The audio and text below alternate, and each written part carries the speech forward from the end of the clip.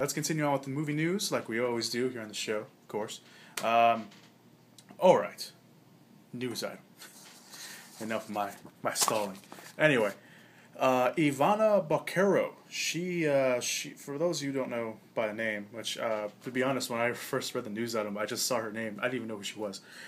She was the little girl, the main main actress in, how many times can I say little?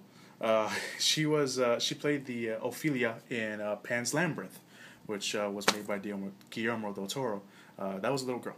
She's not a little girl. She's not a little girl anymore. She also did another movie called The New Daughter, which I have heard nothing about, so I can't really say anything about that. But she is the front runner to star as the quote-unquote sexy bad girl, Chris, in Screen Gems and MGM's remake to Carrie, which we talked about multiple times here on the show. The 8-year-old, I can't believe she's 8 years old already, which is surprising that she's 8 years old, because I actually don't know how old she was when she did Pan's Labyrinth. She must have been 4 or 5. I don't know. Anyway, Spaniard from Spain, obviously, would star alongside Chloe Grace Moretz, which of course we all know as Hit Girl in Kick-Ass, Julianne Moore and Alex Russell from Chronicle. He played one of the three guys who got powers. For the life of me, I can't remember his character's name. So he was in there, though. He was in there. And Judy Greer from Arrested Development and Descendants will also star as she's only being credited as the gym teacher. Take that as you will. If you haven't seen Carrie, by the way, shame on you. Again. The movie will be released May 15th of next year. And for those of you who are not familiar with the Carrie movies or books, because it was a book originally, Moretz will play the title character of Carrie in the adaptation of Stephen King's thriller about a hyperkinetic teenager who gets pushed too far at prom and wreaks havoc for her fellow high school students. The movie was originally made in 1976. That starred Sissy Spacek, John Travolta, Amy Ivering, and Piper Lauren as the mother. Which, if you've seen Carrie, you know that she was crazy. Anyway, she was. Moving on. All right, here's a news story that I've actually heard of this project beforehand, but when I first read the story again, I was very hesitant to put it on the show, for one reason, because it's so ridiculous, and I don't even know it's going to get made and they even mentioned it here in the news story that I'll read right now, but it's just so ridiculous. And if it gets made, it's just then. If it gets made, then Hollywood has truly run out of ideas. Let's just say that. I'm just going to read you how they opened the article up on the story. It said, how exactly did dinosaurs go extinct? Gets downhill from here, by the way, folks. Was it the scientifically supported theory of a prehistoric asteroid smashing into Earth, causing a gradual extinction? Or was it, wait for it, aliens? That's right, aliens, because Hollywood needs aliens, apparently, nowadays. Barry Sonnenfeld, sorry. He directed the Men in Black movies. He also directed Men in Black 3, the Addams Family movies, and unfortunately he directed also Wild Wild West. And Grant Morrison's new project that they have called Dinosaurs vs. Aliens has that answer. That's right. You heard me right. Dinosaurs versus aliens. You can't make this stuff up, folks. Well, apparently you can. Just how the aliens and dinosaurs are going to communicate with the audience, you ask? That's a valid question. Sonnenfeld has gradually provided an answer to that question in a recent interview with IO9. His answers are almost weirder than you can imagine. He said, I came up with the idea for Dinosaurs vs. Aliens. I thought it would be a really cool movie and isn't like anything I've ever done before because it obviously isn't a comedy, but I do believe that everything we believe... But I do believe that... Oh yeah, I read it right. I don't know why I hesitate. Anyway, but I do believe that everything we believe is what Tommy Lee Jones says to Will Smith in the park bench in the first movie. Of course, referring to Men in Black. You know what? 1,000 years ago, the world knew that the Earth... Sorry, I almost said alien.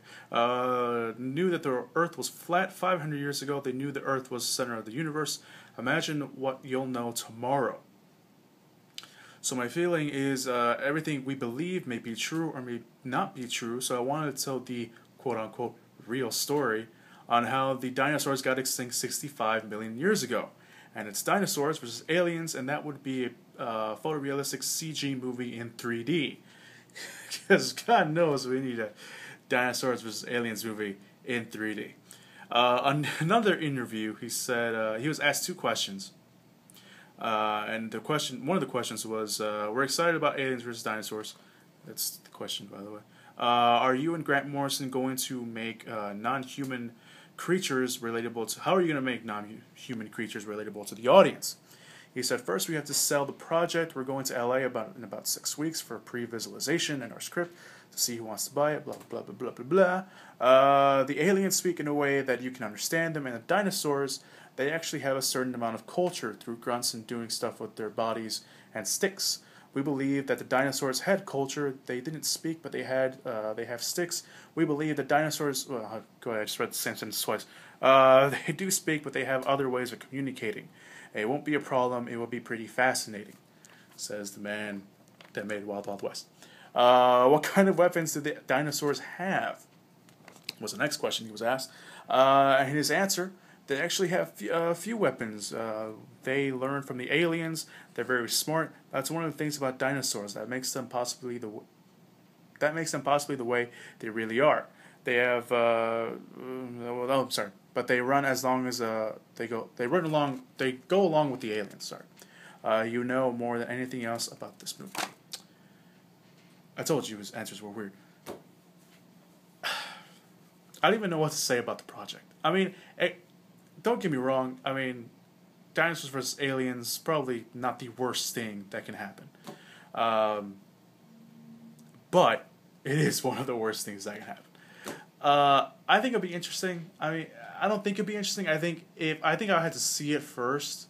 I think it'll be interesting if it actually gets made, because it's not green lit yet, which green lit means, of course, they're actually going to make the movie. But I mean, I seriously, I have nothing to say about this film. Nothing. Let's move on. Let's just move on. 2 years after being indefinitely postponed, Mad Max 4: Fury Road finally begins filming next Saturday, June 2nd. Why is that important? Because, like literally the first 5 words, 2 years after being indefinitely postponed. I'll just read the news story and then I'll talk about it. One of the film's stars, Charlize Theron, revealed that the start date during a recent interview with MTV promoting Snow White and the Huntsman, which of course comes out Friday.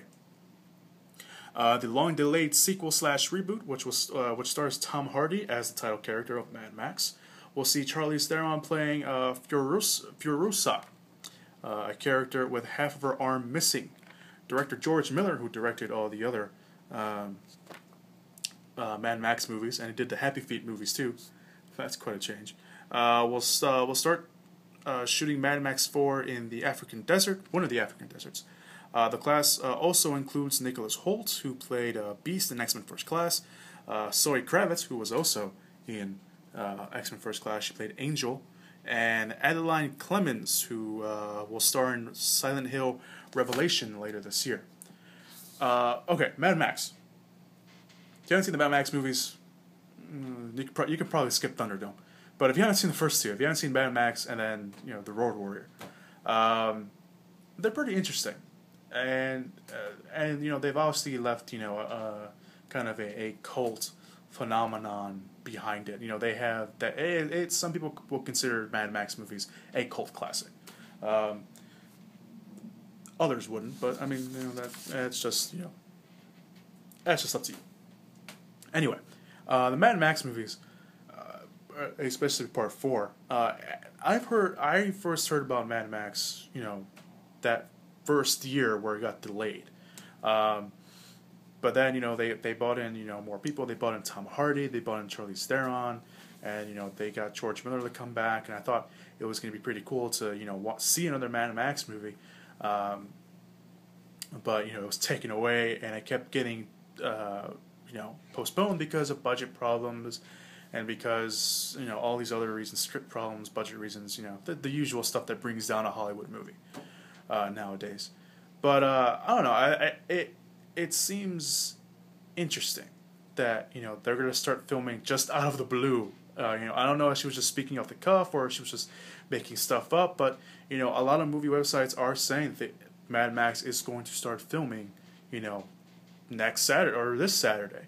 So we'll finally be able to see Mad Max in theaters. I'm happy. I mean, I watched Mad Max, the first one, Mad Max, or was it the Road Warrior, the first one? I don't even remember anymore.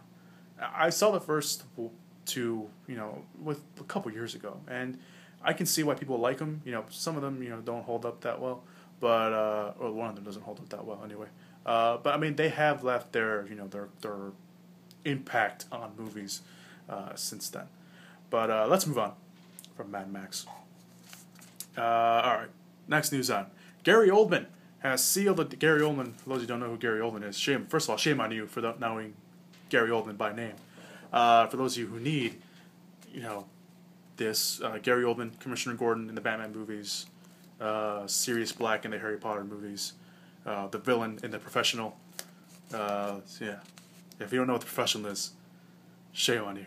Anyway, Gary Oldman has sealed a deal to star opposite Joel Kinnaman from The Killing and the MGM's reboot of Robocop, which we've talked about here on the show before. Kinnaman plays the title character of the Robocop, named Alex Murphy, who was brought back from the brink of death and turned into a cyborg police officer. Oldman will play a character named Norton, a scientist who curates Robocop and finds himself torn between the ideals of a machine trying to rediscover its humanity and the cautions need of a corporation. The callous need of a corporation. I can't read. Anyway, the filming is slated to begin this September in Toronto for the summer of 2013 release. So there you go. Okay. You know what? Let's